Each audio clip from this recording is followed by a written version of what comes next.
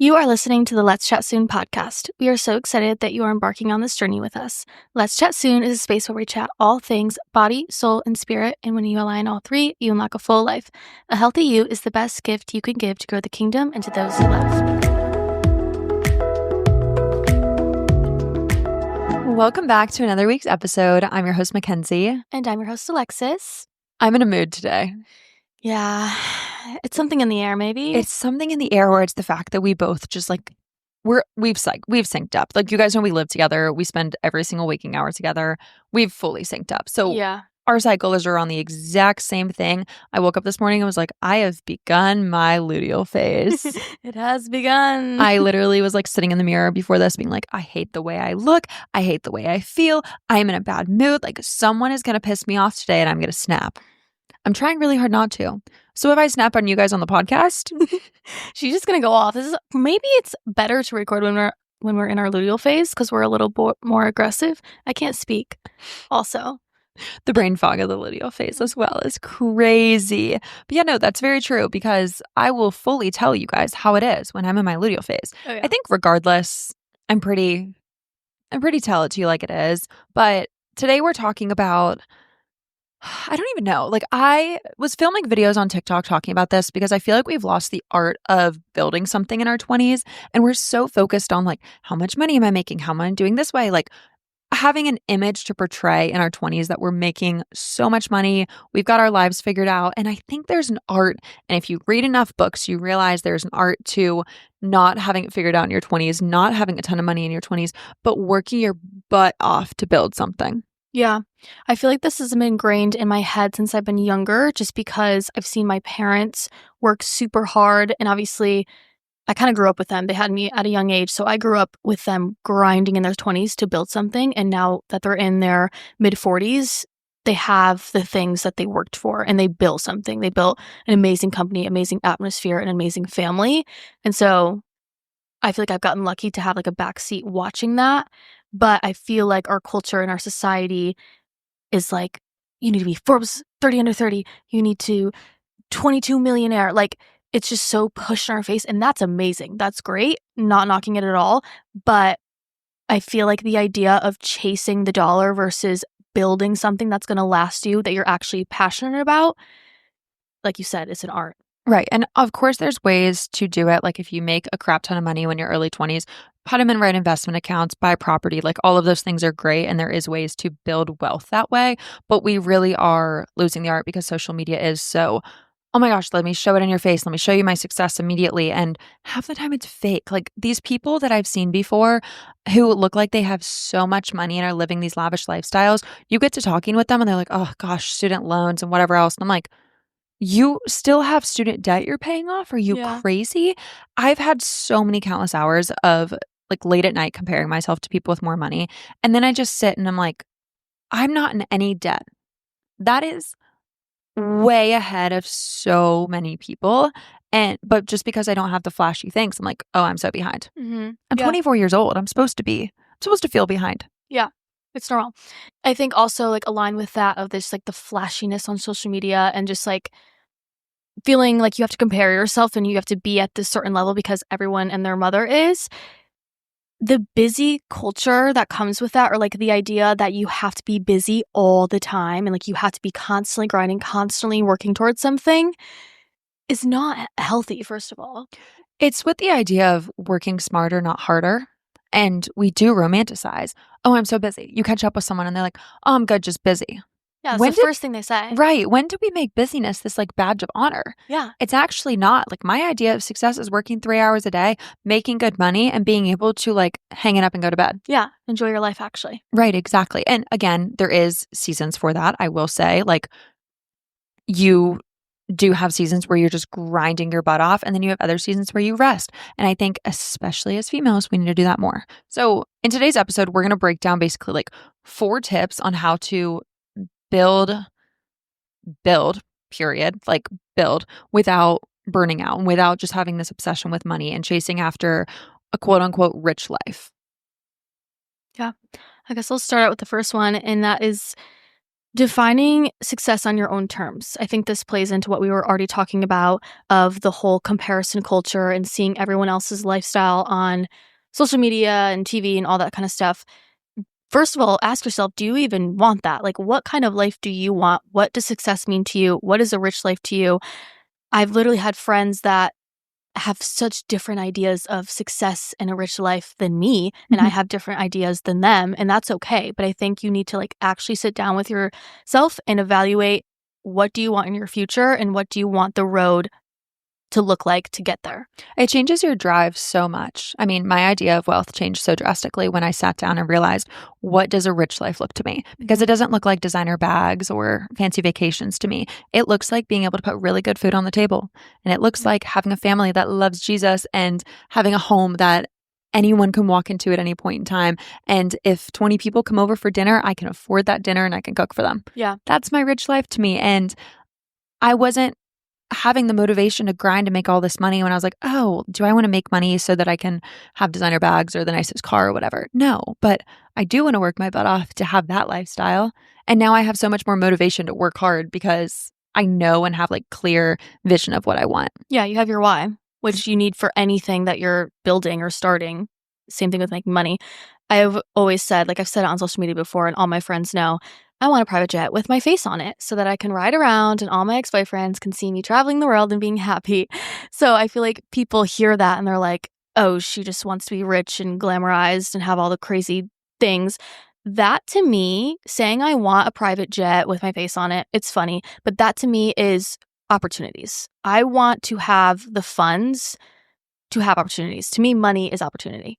I don't want to have to say no to things because I can't afford it. I want to be able to bring all my family and friends together on my dollar. I want to be able to pick up my life and fly across the world for something that comes up. Like I don't want to have to limit myself because of financial burdens, I guess, that come with life. I have an interesting question. Okay. We didn't ask her question, so I'm glad. Right. No, we didn't. And we didn't start with our first question today either. Because I feel like people would look at that and people are probably listening being like, okay, but then you have the private jet and you spent your money on the private jet. Obviously, we're acting like we're making enough money where we don't even have to think about it. But say you don't. Like if your goal is a private jet with your face on it, but you spend however many $100,000 on that, and that's a good chunk of your money. To me, like, that's the goal. Is that really the goal then? I look at it as like I'm gonna make enough money that's like $1,000 to me. Okay. Understood then. I live in like Delululand, so I don't put caps on myself. I never have. I think that's like inherently that's something I was just built with. Like I literally think I could do anything and I believe it. Yeah. Like if I would want to go, I was talking to a friend, I was like, we should go do the Navy SEALs training together. Like that would just be fun to say. We did it. But like I'm kind of Delulu in my head where I know I could. I don't know. Okay, I'm just gonna grill you in this episode, I guess. Wait, why? Not grill you, but I guess we're gonna move on to the second point of which is work smarter, not harder. But like jumping at random things, I'm just gonna take the Navy SEAL thing because I know you do this in other areas too. But working smarter, not harder of prioritizing, especially in your 20s, of like, okay, is that actually going to help you towards your goals though? Where's the balance of, okay, I'm doing these things because they're helping me build towards my goals, or I'm just kind of doing it to do it because it'd be fun to say I did it? Yeah, no, 100%. I'm someone that jumps at everything. Like shiny object syndrome, I suffer the most from that. And it's something that I'm like learned recently, but also still learning. Yeah. Like this past summer, I was working on like my real estate stuff, and then I got this opportunity to do Amazon review videos, and it was like a big chunk. Like I think it was like $8,000 from it, but I was like grinding every day, literally making reviews on Amazon. Like it was ridiculous, but that just it tore me away for like literally a month because that's all I did. Yeah. Yes, I made a big chunk of money, but did that get me anywhere to like where I actually want to be? But I also think where I wanted to go hasn't been as clearly defined as it has become recently. Yeah, that makes sense. And it can evolve. Yeah, and I think when you're trying to figure out what you do want to do, it is important to just try everything. Yeah. Like, I think that's such an important part of your 20s. And guys, I'm almost certified as a health coach. I'm certified as a travel agent. Like I have traveled the world. I've done these random things. I've worked a sales job. I worked at we're going to talk about it now. I worked at a freaking Home Depot and did sales for Milwaukee Power Tools. Like to say I've quite literally been all over the board in my early 20s, people are like, oh, you're 30 years old. No, I'm 24 years old. Yeah, but that helps you define what you actually want.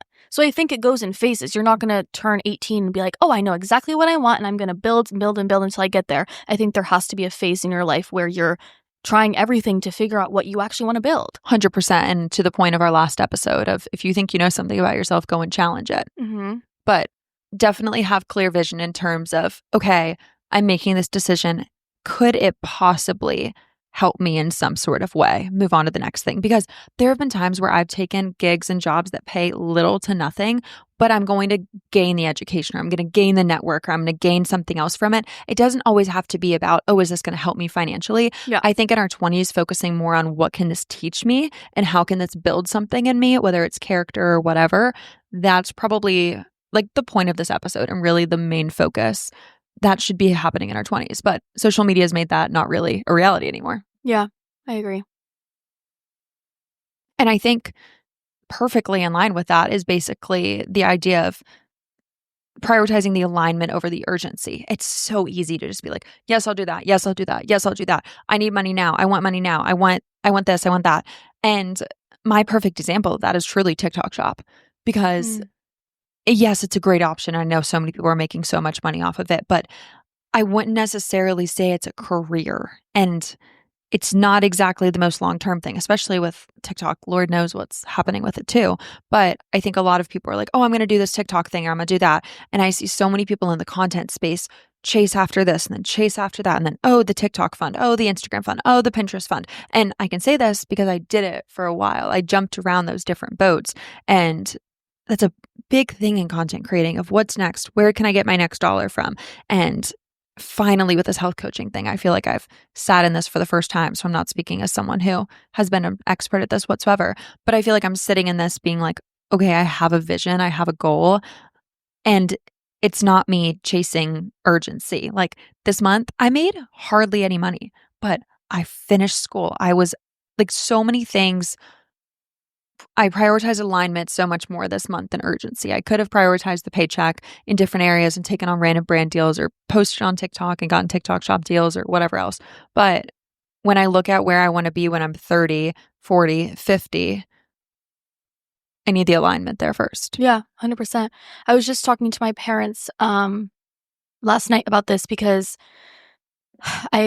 my dad knows this. He's like, you need to focus. Like you're jumping from like real estate to doing IVs as a nurse to these random jobs to content to working for different apps and brands. And I was like, yes, I get that. But I also think I recently found something that I really want to build. And I've had this idea probably a few different times over the past couple years, and I just never went for it because I was like, no, we got to focus because like I do this shiny object syndrome. I'm just going to like jump in. And I was telling them, I'm like, I'm actually so glad that I had all these like different things going on, and like because I learned different pieces of what I actually want to do in each of those jobs or phases that I was going through. Like I'm glad I didn't start what I'm building now 5 months ago because I wasn't ready. I didn't have like the knowledge. And so I don't know, you can take it into a positive as well. But I think always going back to like, okay, we got to figure out why we're doing what we're doing, what we want to do, and what we want our life to look like. 100%. Yeah, absolutely. And I think sometimes kind of playing the field in these different jobs helps you really figure out what is actually your own goal. I think coming back to social media, it makes it really hard sometimes where everyone's telling you what's the popular thing to do. When you're trying out all these different things, you're kind of taking those blinders off and you're like, okay, what do I enjoy? Like I'm looking at a whole green space of I can literally do anything. Mm-hmm. What do I actually enjoy? Not what culture's telling me I need to enjoy, not the goals culture's telling me to achieve. What do I have passions for? And me and my books this year, guys, I'm so sorry, but the Ina Gardner memoir talks about how she did every single thing. She worked a government job. She traveled over Europe. Like she took pieces of what she learned from so much and in the end, like implemented all of that into the career that became a career that like ratified an industry. Mhm. And I think that's so important to learn in your 20s. And I think you can learn it from experiences, but I also think you can learn it from books too, which Yeah. has been a really cool thing that I've been learning because I think that's almost a secondary way of trying new things and like dipping your toe, being like, oh, I need to learn this. I'm now taking a step back and I'm like, ooh, maybe I don't need to learn that. Maybe I just need to read someone's story who learned it Yeah. instead of, Not recreating the wheel. yeah, exactly. I think too, like, if you look at your life's trajectory, a lot of the times your why has always been there. You're not finding it. Like, I didn't find my why at the age of 25. I know I've always been someone who wants to help people and kind of a natural leader. You can see that in my high school sports. I was captain of the volleyball team, captain of this. Like, I was always leading groups. And then I went to nursing school because I actually wanted to make a difference in people's lives. Like, I love seeing people grow and bringing people to the top with me. And so it's not like I just found my passion and like undiscovered it. It's Yeah. kind of always been innately in me. And I think people can say the same thing. Like, yes, it might be different on how you get there or how you do it, but your core why that's so much deeper than the surface level of what you're physically doing is innately in you. But it like hits you like a ton of bricks when you realize it. Yeah, for sure. I hopped off that webinar the other night, guys, and I literally was like, I feel like everything just aligned. Like, I feel like every time I take, like in high school, we took these stupid tests. So like, what are you supposed to be when you grow up? And every single time I got coach. And I was like, no, that's disgusting. I'm not going to be a high school lacrosse player? Yeah, you don't think of it in like the That wasn't a thing aspect then. of, yeah. That wasn't a thing a few years ago. And I was Yeah. like, no, I'm literally not doing that. Like, that seems like the worst idea ever. And high school me also really wanted to be a nurse, but dang anatomy was not going to happen for me then. And I also just like looked at every single passion people have told me that I have and characteristics that people are like, you need to work a job that does this. And I hopped off that webinar and was like, this is exactly what I'm supposed to do. Mhm. And I've never felt so in alignment and was just like, whoa. Yeah. When you listen to other people's stories after they've built a thing or built a career or sold the company or did this and that, they always talk about, I feel like, that aha moment where it kind of clicked and they're like, oh, this is it. Yeah. Like, this is my thing. This is natural for me. Like, how cool I just had that this week. Yeah. No, it's Actually insane. crazy. And you might have it again later on in life. Yep. Like, I hate the idea that is pushed on us that we can't change our minds. Like, respectfully, you're going to be, especially as women, we're going to be in so many different areas of life and so many different seasons of life. I know the second I have a child, my idea of everything is going to change. Yeah, agreed. Every single thing, like, especially for me, like, I will be rewriting every single thing in my life probably because I'm very excited for that season. But anyways, but I also, even within these goals that I have now, I also have a goal playing that into consideration. Like, once I'm a mom and I learn these things as a mom, I have a business to start when my kid's 10. Yeah. I literally know exactly what I want to do when my child is 10 years old. I love it. And I think that's like plays into your why, because my why of I want money for opportunities is I know I want to have a family. And so I want to be able to have as many kids as I want. I want to be able to do whatever I want with them, give them whatever life that I want to give. And so I feel like, yeah, that just plays into your why. I think the last thing circling all around after we just kind of like pressed on you guys, like build this, do this, whatever. Remembering, I'm saying this, I'm speaking like we have all female listeners, but we have quite a few male followers on here, to be completely honest. But speaking in terms of like women and our feminine energy and everything, we need rest. We need it, especially as women. And I think a lot of times we get in this season and we act like this season is the rest of our life. And it's not. And I love listening to celebrities, whatever, like call people who like write books, go on book tours, whatever. They talk so heavily about, I did this for 8 months and I traveled and I booked this and I was traveling and I was speaking all the time. And then for the next 4 months, I just rested. Yeah. And I let my brain shut off so it can come back 4 months from now and turn on that creativity again. Yeah. when you don't rest, you don't give your brain room to think. And we're consuming a lot in society nowadays too. And I've even noticed like there are times where I do have to take insane amounts of breaks from social media because if I'm just consuming, I'm not creating. Mm-hmm. And so many of us are not creating because we're just become consumers in this world. And I think it's the same thing for content on social media, but also our goals in life because we get in this like hamster wheel of, okay, I need to do this, I need to do this, I need to do this because someone told me I need to do it, whether it's family, whether it's social media. And then we hop off for a second and we're like, whoa, wait. And it's no surprise to me that this all happened for me. These realities and things all happened right after my fast.